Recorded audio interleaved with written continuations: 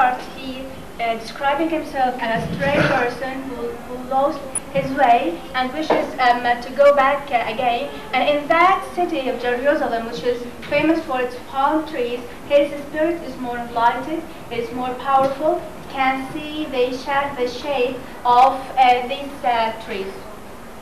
Yeah, but I don't know, he speaks about his glorious train. What do you think of his glorious? Yeah, I left my glorious train. Like, are we speaking about his, like, heavenly, you know, fellow angels, you know? So, whom is he speaking about? This is, you know, a question to answer. His childhood when he was in heaven. I think like he speaks about his heavenly or divine fellow, you know, angels, because, you know, he was an angel in heaven. So that glorious train, that glorious, that. Look here, the axis, that, you know, but he wants, you know, to go to that. He's not interested in this. This is not very important. He wants to go away from this. Okay. But my soul with too much stay, with too much stay. This is the beginning of the third stanza, yes. I think.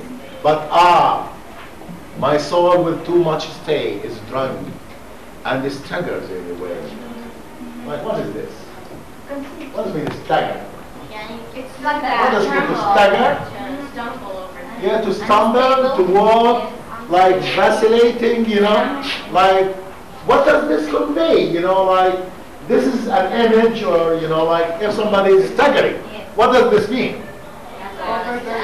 He's overburdened with sin, you know, that he cannot, like, walk steadily, you know? Yeah. And here he's awakened from his vast dream. He realized the better reality. His soul stayed too much on earth. And here is another conceit. Because of that long stay of the soul on earth, it becomes drunk with sins and evil. It cannot walk straight or steady. It staggers, walk bravely, unstable. So he compares between drunk person who cannot walk straight, and instead of that he moves very heavily as he is trying to pull himself. And it is the same with his soul. Once he descends from earth, loaded with sins, and become as drunk person. So at the beginning he was like a light angel, you know? A light angel, and this is like a pun. When I say a light angel. Do you recognize the pun in my? Yes. Yeah, a light angel. A light engine has to be. Yeah. Even it's very not heavy. Not Yeah, heavy. yeah. Because it has no sense. And the other that is the angel. We have an image that is bright. It's made of light. So look, we are using poetic language in a class of poetry.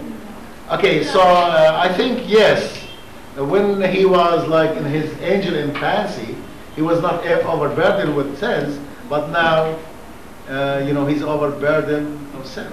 And like then say some men afford motion love, but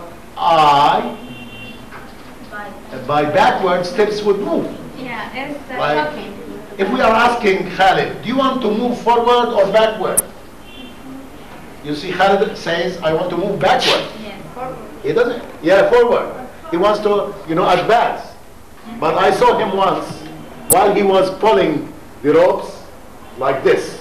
You know, do you remember Khalid? When you were pulling back. That showed me how strong you were. Well, it was like 6 or 7 years ago, I think. Yes. So he was moving backward, and when he moved backward and he was able to move backward, everybody cheered for him, clapped for him when he succeeded, and because it showed how strong he was. We're using you, Khalid. So it's shocking. Yes. Shall I continue? Yeah, of course. I'm sorry for. It is shocking lines because he said that he wishes to retreat or to step backward although human beings love to move on in their life and go forward simply because he cannot adapt his situation and he wants to go back to heaven. But in what status he wants to go back to heaven? If he cannot raise up burdened with sins, of course not. He wants to go back as pure, as innocent as he was when he descended the first time. So he, in that couplet,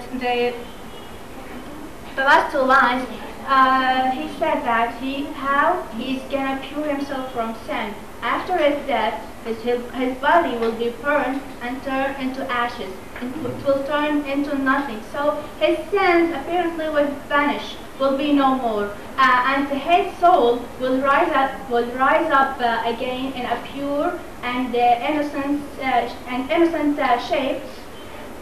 So the dust, is very important because the dust will be put in an urn. Yes.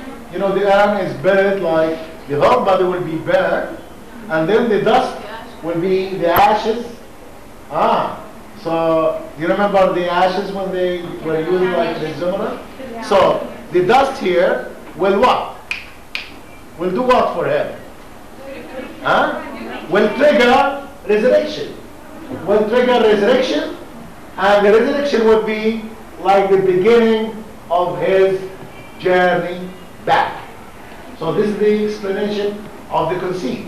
So the ashes would trigger the resurrection. And the resurrection would be the start, of the journey back, not the journey forward. So his death, once he dies, his journey back to that celestial, heavenly world will start. So a man, here we have a man who is longing for death. Because death, yes. Maybe the last two lines are the solution of the problem. Yeah, they are the solution, of the problem. Yes. So Yes. can we say that his life done because we said that Don believes in salvation can be achieved physically, and Herbert believes it's achieved spiritually, and by death, by the physical death, he will achieve salvation. Yeah, of course. Yeah, by death. Like his death will be purification of his body and will be the beginning of his journey back to the world where he was originally, created to, he will go and stay next to his love. Okay, yes, we'll have like 5 minutes, yes, yes, Arish? The last two lines, he used something strange, I think. The image of being dead. How he will be dead? How he will be dead? This person by being burned. Yeah, I mean, in some Christian, like, some Christian churches, like they burn the body, for, like, Indian. just like the Indian, this, but it is, in some Christian factions, the body is burned and all the ashes are put in an urn and they put in the grave, hoping these urns will, resurrect, him.